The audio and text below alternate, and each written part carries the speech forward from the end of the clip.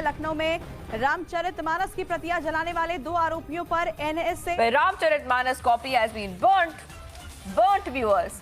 The massive controversy which is erupted where a group of people you can see are burning the copy of Ramcharitmanas in Lucknow. The moment far-right Danish politician Rasmus Paludan burned a copy of the Quran. This year alone, several far-right and anti-Muslim groups in Sweden, Norway and the Netherlands have done the same. Denial is not acceptable and they take legal actions about this people.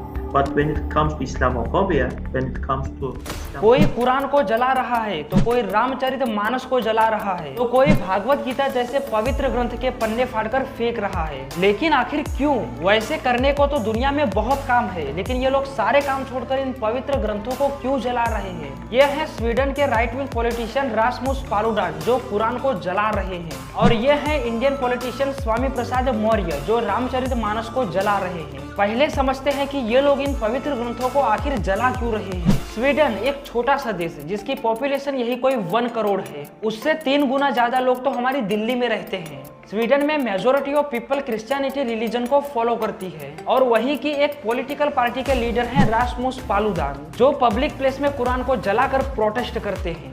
लेकिन ऐसा तो क्या हुआ कि Rasmus पालुदान इस्लाम में सबसे पवित्र माने जाने वाले कुरान को जलाने लगे? तो इसकी वजह है स्वीडन और टर्की की दुश्मनी। आपने कभी ना कभी नाटो का नाम तो सुना होगा, नेशनल अटलांटिक ट्रीटी ऑर्गेनाइजेशन। एक वक्त था जब रसिया दुनिया में सबसे पावरफुल हुआ करता था, चाहे वो युद्ध हो या टेक्नोलॉजी। रसिया हर फील्ड में अमेरिका से आगे निकल रहा था, और जो भी देश रसिया के खिलाफ जाता, रसिया उस पर अटैक करके उसको बर्बाद कर देता था। पूरी दुनिया में कौन सबसे पावरफुल है, इस बात पर अमेरिका और रसिया के बीच कंपटीशन चल रहा था। वो कहते हैं ना कि अगर दुश्मन का सामना अकेले ना कर सको तो पूरी टीम बनाकर उस पर अटैक करो। ठीक वैसे ही अमेरिका ने 1949 में नाटो की रचना की, जिसका मेन पर्पज होता था छोटे और कमजोर देशों को रसिया से बचाना।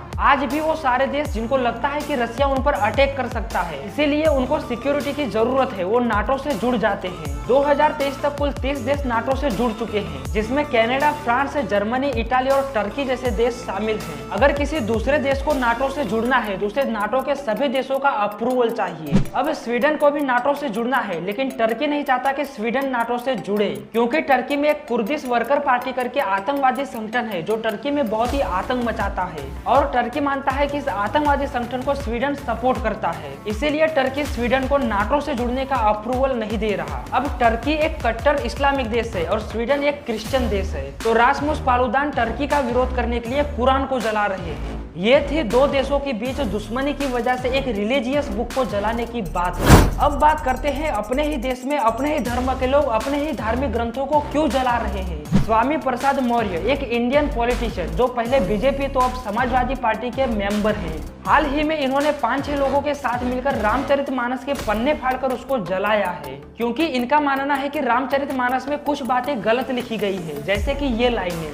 आजकल हमारे देश में एक माहौल बना दिया गया है कि जो हिंदुइज्म को सपोर्ट करता है वो बीजेपी को सपोर्ट करता है, और जो बीजेपी का विरोध करता है वो हिंदुइज्म का भी विरोध करेगा। इन शॉर्ट हिंदुइज्म को बीजेपी के साथ जोड़ दिया गया है। तो कुछ लोग बीजेपी का विरोध करने के लिए हिंदुइज्म का विरोध करके घटिया पॉलिटिक्स करते हैं। रामचरितमानस में क्या सही लिखा गया और क्या गलत, ये डिसाइड करने वाले हम कौन होते हैं? क्या आज हमारे अंदर इतनी नॉलेज है कि हम ये डिसाइड कर सके कि हजारों साल पहले जो लिखा गया था वो सही है या गलत? हमारी मोस्ट ऑफ रिलीजियस बुक्स अवधी या तो संस्कृत भाषा में लिखी गई है, तो जिनको अवधी या संस्कृत नहीं आती वो इन बुक्स के कॉन्टेक्स्ट को समझ नहीं पाते। फॉर एग्जाम्पल हनुमान चालीसा की एक लाइन है, राम दुआरे तुम रखवारे होत न आज्ञा बिन पैसा दे, जिसका मीनिंग होता है बिना हनुमान जी की परमिशन के श्री राम के दर्शन नहीं हो सकते। अब जिनको अवधी भाषा नहीं आती वो इस लाइन को पढ़ेंगे तो यही कहेंगे कि होत न आज्ञा बिन पैसा रे, मतलब श्री राम बिना पैसों के नहीं आते। देखो किसी भी रिलीजन की कोई भी रिलीजियस बुक क्यों ना हो,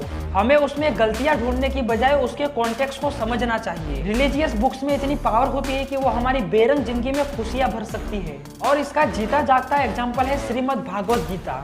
ऐसे हजारों फॉरेनर्स थे जो पहले चोरी लूटफाट या स्मोकिंग किया करते थे और एकदम डिप्रेशन में चले गए थे, लेकिन फिर वो इस्कॉन के साथ जुड़ते हैं, जहाँ श्रीमद् भागवत गीता पढ़ने के बाद आज वो एक खुशहाल जिंदगी जी रहे हैं। भागवत गीता में हमारे हर सवाल का जवाब है। इस टॉपिक पर वीडियो बनाने का पर्पज यही था कि लोगों तक एक मैसेज पहुंचाया जा सके कि प्रोटेस्ट करना और स्पिरिचुअलिटी में बिलीव करना दोनों अलग चीज होती है। प्रोटेस्ट करने के और भी बहुत तरीके होते हैं, लेकिन हम लोगों के रिलीजियस इमोशंस को ठोस पहुंचाकर प्रोटेस्ट नहीं कर सकते। अगर हमारा कॉन्स्टिट्यूशन हमें फ्रीडम ऑफ स्पीच के राइट्स देता है तो हमें इसकी लिमिट पता होनी चाहिए। किसी के भी रिलीजन के ऊपर कमेंट करने से पहले हमें यह एहसास होना चाहिए कि हमारे ऐसा करने से कितने सारे लोगों की फीलिंग हर्ट हो सकती है। इस वीडियो को ज्यादा से ज्यादा लोगों तक इसलिए शेयर करिए कि लोगों तक एक छोटा लेकिन कीमती मैसेज पहुंचाया जा सके कि रिलीजन और पॉलिटिक्स दोनों अलग चीज होती है, इसे मिक्स करने की कोशिश ना करें।